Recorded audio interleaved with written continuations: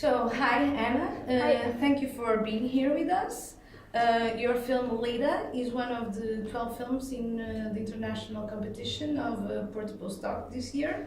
And so we wanted to talk a bit about the film, and of course my first question is how did you find Lida and how did the whole project started? I think from the beginning it was just a curiosity for me to go to this place, to this small village in the Ukraine. And I had a great interest in Russian cinema, and especially the movies from Sukharov and Tarkovsky and all these things. And this is in 2009, so it's a few years ago, and I went and I thought that I was going to work with only fiction movies. But then when I came to this village, I met Lida and this whole space and the landscape and the language. All of these things inspired me to work with the documentary. Okay. Method, kind of. So actually from the beginning I didn't know that I was making a movie, but Lida kind of helped me. Okay, so then because there's more people on that place, Yeah. And so it was a start. You're focusing on this Lida and get to know her story. Mm-hmm. Yeah, I did. I actually did 3 short movies about Lida. And like 3 short documentaries. They are like 30 minutes each, and then but every time I made a new movie about her or about this place, I always was thinking about the bigger or longer film about her. So it's been a process of a long time, like going back and forth to Ukraine, and also she was talking about a son that she had lost contact with, and another son had died, and then there was this, sometimes she would mention a sister. Yeah. And so I started to look into her son, like where is this guy, and it took me a few years before I found him. Okay. So this is also why the film took a longer time. Like Arvid, Lida has this address of the son, and so I went to this address in St. Petersburg, but he didn't live. Nobody lived there, and it took me a while before I found out that he had entered a monastery life and that he was living alone in this monastery, and he had changed his last name, and he was not called by the name that Lida gave him, yes. But he had this monastery monk name, so that's why he was basically impossible to find. So in a way you were doing what Lida would want to do herself. Do you see it as this kind of journey that she could do it herself, and in a way you're doing this and linking these people through your project? I'm not sure. It's a family relationship going totally dead, and it happens. I mean, it has happened in my families too, in other families too. Like all of a sudden 2 brothers don't speak to each other anymore. Maybe have a small argument, but it like changes, or like there is a mother who has this huge conflict with her daughter, and all of a sudden they don't speak. These things happen, and it happened to Lida. Like she lost the contact to her son, she lost the contact to her sister, and I went to find them, and they didn't really want to be found, and they didn't want to meet, and I didn't want them to meet in the movie, but I could, because I don't want them to do something that I don't want to. So I could connect them through their shared memories. And this is kind of what the movie is does. About. Then we have this linking, this connection of memories. And Yeah. what I wanted to ask you is, because I find two very interesting things here, which is in a way the editing of the film is a kind of memory fragments. They just pop up in this very fluid rhythm. So is it something that you already planned beforehand, or it was also you had all this material and then you found out that it would be the best choice for the editing? No, I think a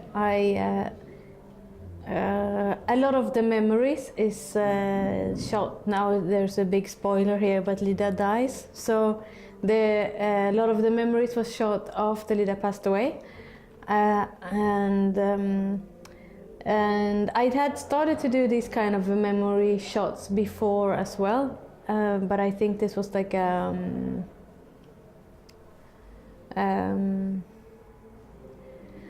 I don't know. Everything is planned and everything is not planned. Okay. Like you have two different cameras. There's an Atom camera, which is the bigger 16mm camera, where you work with 11.5 minutes per roll. And then I have a smaller wind-up camera, which is a Bolex camera, which is like what Jonas Mikas uses, or like this old. Yes. Older style, and it's only two and a half, almost 3 minutes long takes. So there are like just within the two different techniques of shooting, you have two different outcome. One where you can play like the big Atom, you can have 25 frames per second. On the other one, you can put it to 25, but it can also, like, the frame rate changes, so the material will look different. And the Bolex I thought was something that could work for the memory parts. Okay. So you're looking for this aesthetic in this. That's why you choose specifically to film it in 16mm. Yeah, and it was also a way of. Sometimes I would be in the village and I would point the camera in one direction, and if there wasn't like any modern sign or of any kind, or a car or something, it could be that the image could have been shot yes, you get earlier. That often. So it was a way of playing with these things, and I think it's also like Lida lives at an old people's home, and if you enter a place where old people live and you ask them about their life, they are going to start to talk about memories. They either talk about the other people at the old people's house, or they talk about their own memories.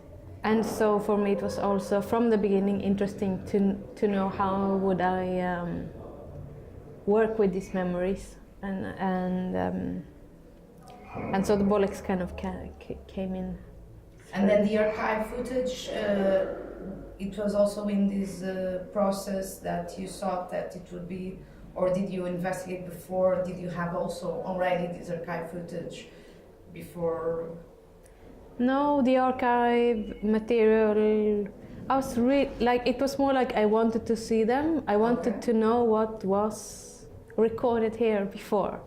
So I went through some Ukrainian archives and some Russian archives and some Swedish archives, and there wasn't that much from the village, but I found some images. And when I looked at these images, I thought they were, whoa, they are really cool images. They are kind of anthropologist kind of materials, strange. Sometimes they are from the war, and it's like a mix. From the beginning, I didn't have the intention to use them, but when I watched them, I kind of wanted to play with them a little bit, and I started to work with them, and then I find at some point that actually they were shot in the 30s when Lida was a child, and it made sense to me to open the film with these images. And yeah, sometimes you do stuff in the edit that you just really like, or like I don't have any limitations while I edit.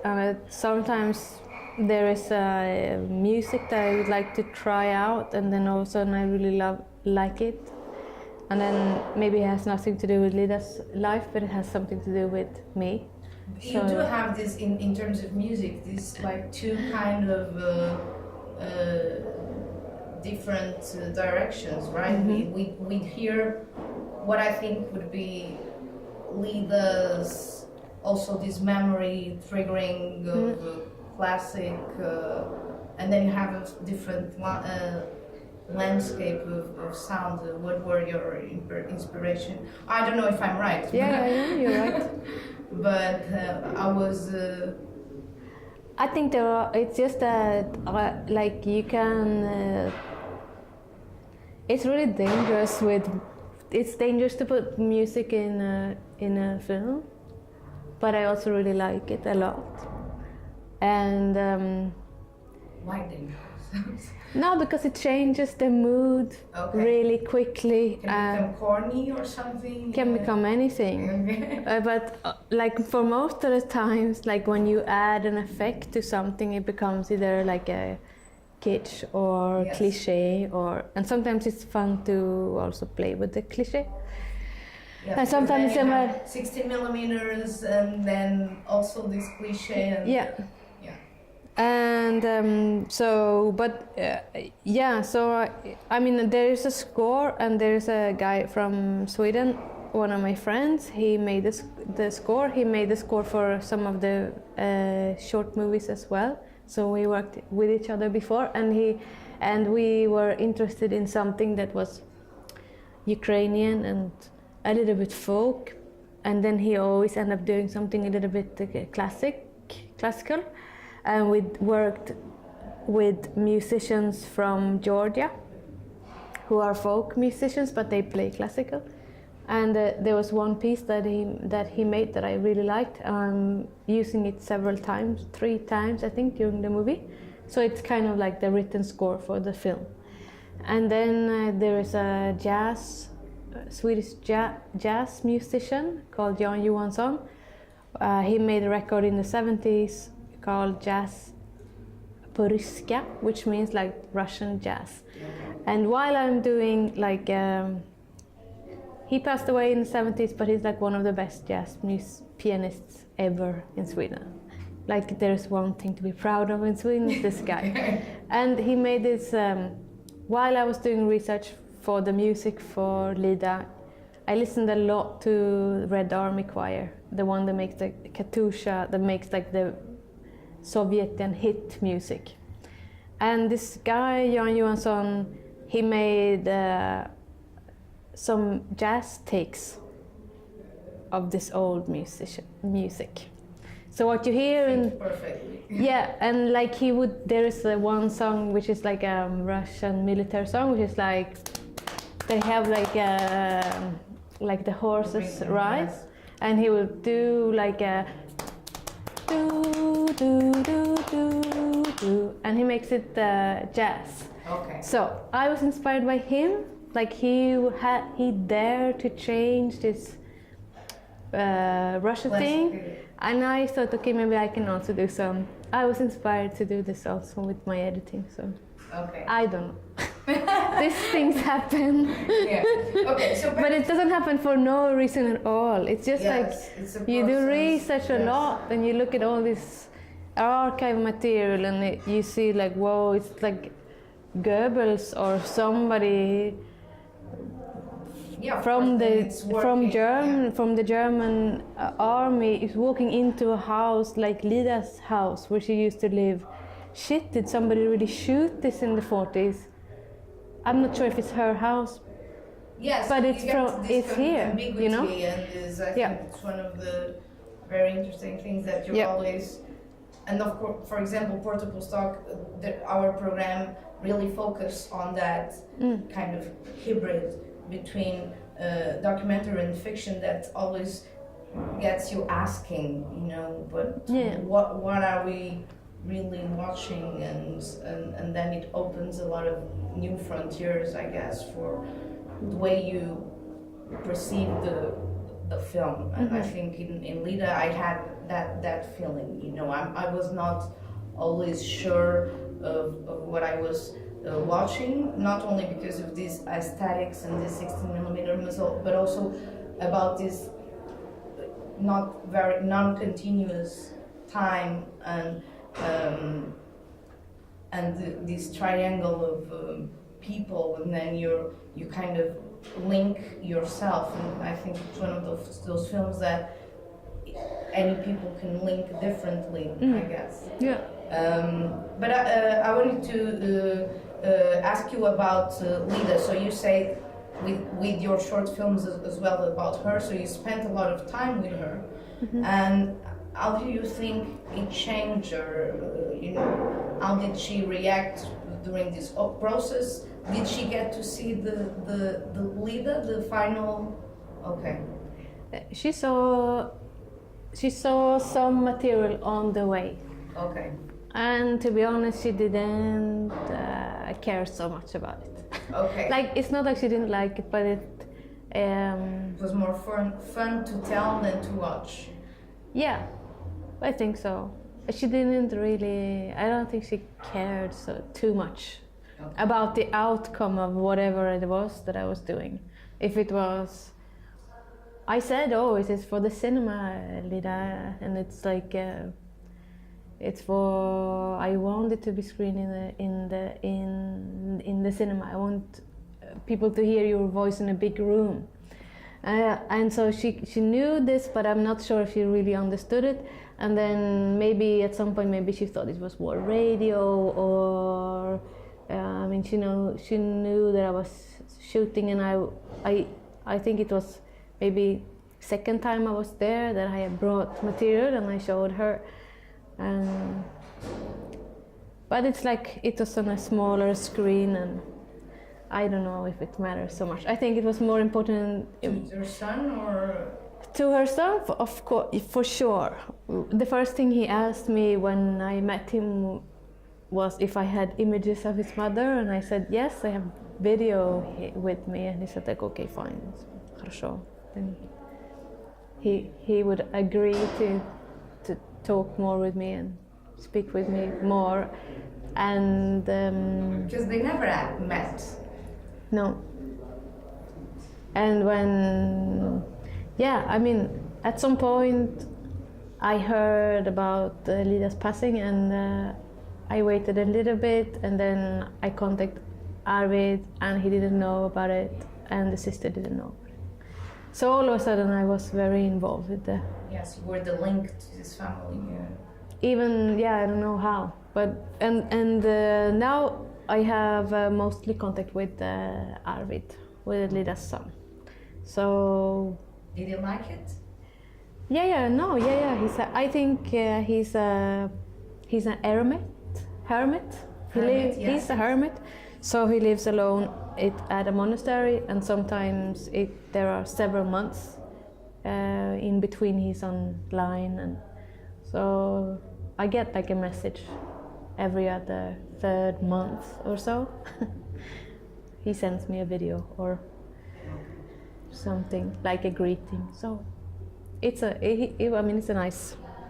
This movie meant a lot for me to make, and I think it also... I think for Arvid, it was super strange that there was this person coming from nowhere, yes, and telling him that I've been looking for you for several years, man. And then... Yes, that must be hard. But I think it was a good thing for everyone, yeah. So, I don't know, I was thinking now after Lida, what are your next projects without her? Yeah, no, I am working with young people again. I did a movie before Lida called Pine Ridge, and now I'm again with the younger people, and it's nice. And they're not gonna, hopefully not gonna die in the middle. and no, they are great. They live somewhere in between Moldova and Ukraine. So yeah, there's I think there's a main character, a girl, and then it's her friends. Okay, so not about memory or also... No, it's more placed in the present. present. It like reaches back their lifetime, not further than that. So it's soon gonna be ready. I'm shooting again in a few weeks, and the film, I hope the film will be ready maybe in the summer or something. I'm working a little bit faster this time with this movie, but it's also 16 millimeters. Yeah. So we're keeping it. It's very different, you know, it gets you more to work. Do you feel the difference in terms of being very synthetic of what you want and yeah, and it's less tiring for the people in front of the camera. Okay. Because they, after a while, they know it's maximum gonna be 11 minutes or 11 and a half. Usually 5 minutes and then a break and then another 5, and then Anna needs to reload if she hasn't have another mag ready. So it's like less shooting every day, and compared to if you do digital, then you like spray the whole place. No, you don't, but you can. So okay, we'll be looking forward to see that. Yeah, So me thank too. you so much, Anna. Thanks for having me here. Thank you.